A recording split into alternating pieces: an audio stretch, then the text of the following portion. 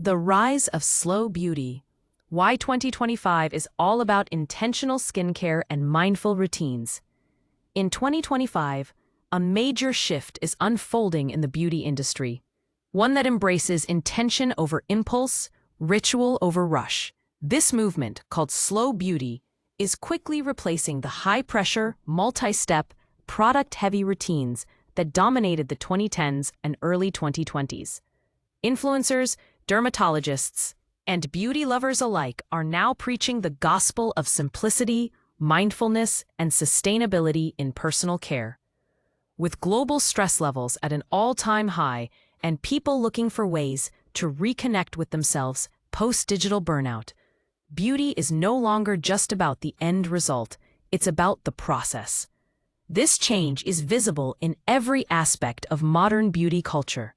The new wave of beauty consumers prefers products with fewer ingredients but higher potency.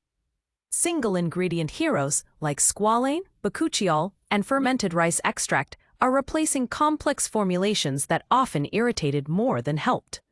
Additionally, there's a growing fascination with ancient beauty rituals like Japanese oshibori towels, Ayurvedic oil massages, and Korean water-based cleansing, being reintroduced with a modern twist.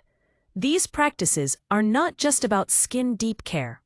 They're about grounding, reconnecting, and healing from within. Slow beauty is a lifestyle, not just a trend. It's beauty that listens to your skin, not bullies it.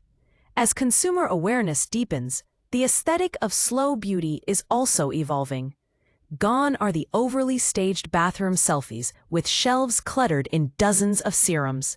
In their place, soft, earth-toned visuals, clean countertops, minimal packaging, and skincare moments captured in warm, natural lighting.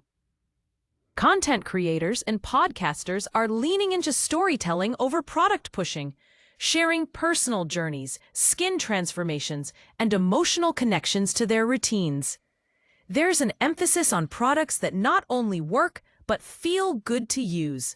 Textures that melt into the skin, scents that ground you, and packaging that brings joy rather than guilt.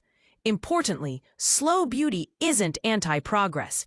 It's anti-perfection. It doesn't shame those who wear makeup or chase results, but it encourages a mindset where those choices are rooted in self-respect rather than social pressure.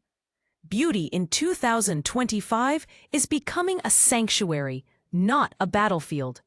This democratization of beauty, where wellness, ritual, and emotional well-being matter as much as physical appearance, isn't just a passing trend. It's a return to something ancient and essential. The idea that how we care for ourselves matters more than how we appear to others.